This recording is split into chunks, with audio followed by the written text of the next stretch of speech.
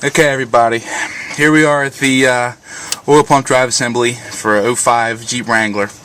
I've already taken the cover off. That requires a T20 Torx to take off the two bolts for that. From here you can see the top of the target wheel. I've got my handy Sharpie here. Just kind of show you a couple items. Here's the target wheel itself. Here's the housing, obviously, and here's the sensor. Okay, the key part in making sure you do this right is that this target wheel goes back in the same way it comes out in relationship to this sensor. It's freezing out here, so pardon my speech here. What I'm going to do now is I'm going to pass the camera over to my daughter. She's going to hold it for me as I make these marks, and then we'll go from there. So as of now, all the old marks have been wiped away. We'll put some new marks on here, and then we'll go from there. So let me pass this camera over real quick, get it into position. Alright, first thing we're going to do, Sid, is we're going to take this locking plug off, which is, here's the Sharpie again. It's this guy right here. So if you look at this, if we turn this guy over, you'll see the bottom section there. What we'll do is just push him up. And you'll see that this piece comes up. There's also back here a little release. So I have to put both hands in here, and see that pushes down. So bear with me for a second. I'm trying to get this. Push that release down, and then that sensor will come apart up here. Okay, you also notice that the retaining clip that holds it has also come free. I've had this off a couple times, so it came free pretty easily for me. You may have to pull it off pretty good, not a big deal. If you look, a couple of the tabs have broken off, not a big deal. You can wire tie it back on there, but you have to get it off in order to get it apart. You can try to be fancy and keep it all together, but why bother? Okay, so excuse me. Going back over to the OPDA, let me get my Sharpie. I'll show you where you put your marks. The first mark I make is about the center of the sensor. Okay? Doesn't have to be perfect, but wherever you line this one up, you want to line the one up onto the target wheel. So I'm going to make a similar mark on the target wheel, and hopefully you'll be able to see that. Okay. Alright, so that's pretty good. When you get up on it, instead of the camera angle that we got, you can line it up pretty good. You'll also notice that the target wheel has just a little bit of play in it. That's not a big deal either. I don't know if it's supposed to have that, or if that's just my camshaft gear being worn or not. But that's what I've got, and a couple of the other ones that I've seen have that play too. So I think that's normal. Your big issue here is to make sure that these two match marks line up. When you pull this thing out, this target wheel is going to spin. You'll see that in a minute. Also, when you release the retaining bolt that's over here, this housing will spin. But just as long as when you get it all back together, these two match marks line up, you'll be in good shape. So what I'm going to do here, what I recommend, is just to make an additional backup match mark. And I like to put just 3 little lines back here, like that. And then 3 little matching dots up on the housing. That way, if for any reason you take this off and you smudge that Sharpie mark, you got a backup. But you have to be pretty aware of where your Sharpie marks are, because if you start using a degreaser and stuff and that comes off, you're going to have problems. So just take that in consideration. So you've got the match mark here, you got your backup match mark here. You can also put a match mark on the housing. I don't know if you'll be able to see that or not, but there's a little mark back here on the housing of the engine, and I'll just redo the mark on the housing of the OPDA. Again, this isn't necessary, but the more marks you put on there, the better chances you have of getting it back in there. And this is just the quick, easy method if you're comfortable doing this kind of stuff. If not, then you can worry about the alignment pin and stuff like that, but I'm too lazy to deal with that. So the next thing you're going to want to do is get a 6-point half-inch wrench, box wrench. I recommend you get the 6-point up here, because that bolt, that retaining bolt, can be very tight, and the 6-point will get a nice good grip on there. So we'll just kind of reach underneath there with the 6-point and get it on there. It slipped off a little bit there. This is really the thing that turns this from a very simple job to a relatively difficult job, is to get this bolt out. So I got it with the open end.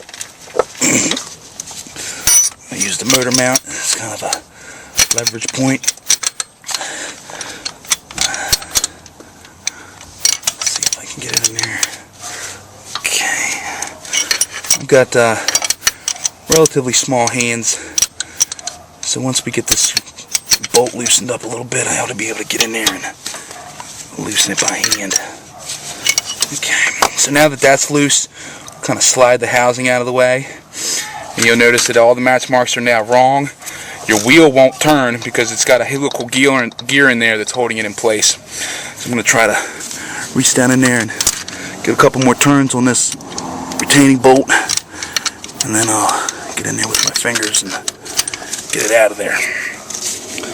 Alright, so bear with me for a second. This is the pain in the butt.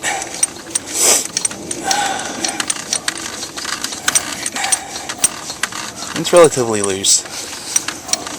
Sometimes this can go real smooth like it's going now, and sometimes you'll cuss yourself out. Alright, so I've got the bolt, and I've got the little retaining clip all in one fell swoop. Haven't dropped anything. I'm going to go set this down.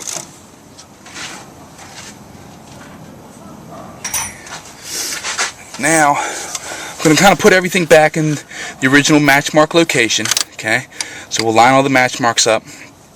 And then what you're going to do is you're slowly going to grab the housing and pull it straight up as best you can. And you'll notice, hopefully, that this target wheel is going to start to spin. And that's because of the helical gear. Eventually it will stop. Once it stops, I'm going to put another match mark in there. So here we go. Once you pull this out, you'll notice the target wheel starting to spin. And it is out right now. Once it stops spinning, it's out. I'm going to take a Sharpie here. I may bump you, Sid. Just going to make a little mark on the housing, just to give me a ballpark where that wheel needs to line back up in order to put it back in. Okay, so we're out now. I'll pull it straight out like that. Okay, Sid, follow me up here. Okay. I want to pan out a little bit, Sid, so you can get this whole thing. Okay, here's the OPDA. Here's the match mark. Here's the drive gear. And if you look down here, Sid, you can see just a little bit of wear down around there, all around all the teeth. You can see that it's got a nice coating of oil.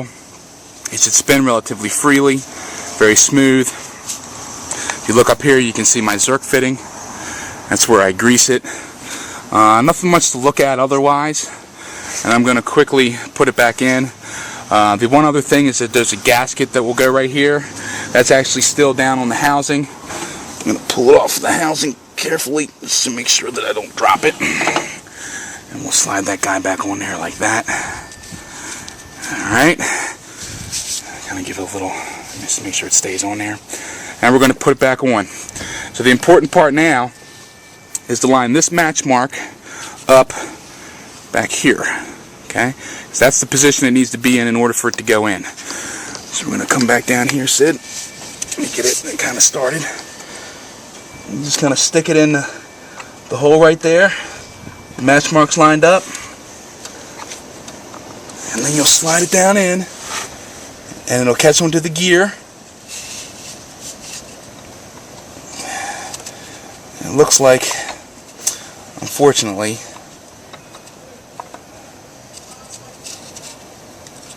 that I got caught on the oil pump. Not a big deal. I'm just hoping that it wouldn't do that. So now what I got to do is go get a screwdriver. So these are the kind of things you run into. It's probably good that I did it. I'm gonna go. We'll stop the camera. We'll go inside to get the screwdriver. Kind of tweak the oil pump so that everything lines up right, and then we'll be good. Because it doesn't look like it's all the way in. It's not all the way in. Alright. Those are the brakes. Alright, go ahead and pause it, Sid. Alright, we started over a little bit. I had to take a flathead screwdriver and turn the oil pump. That'll happen sometimes. don't panic. Just don't start the engine over. You'll be able to turn that oil pump until everything lines up. So I'm going to pull it out just for a second.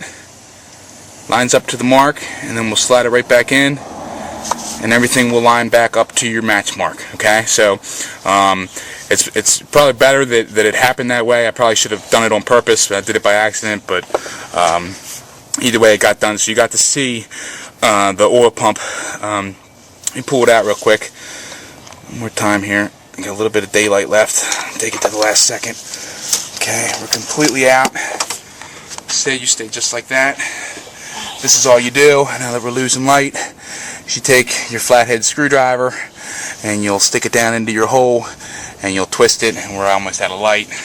But you get the point. So I'm going to throw this guy back together. Hopefully it'll slide right back in the way it's supposed to. We'll see about that. Excuse me for 1 second, so let me get this lined up right. Okay. Alright. Slide it down into the groove. And there we go. That's how it's supposed to go. So you may run into a little trouble with that. Either way, no big deal. Don't panic. Don't turn your engine off. The only reason we stopped recording is because I didn't have a screwdriver. Got a little cocky. Alright, I'm going to put the bolt back in, plug it back in, and that's it. Put the cap back on and you're done. Alright, bye.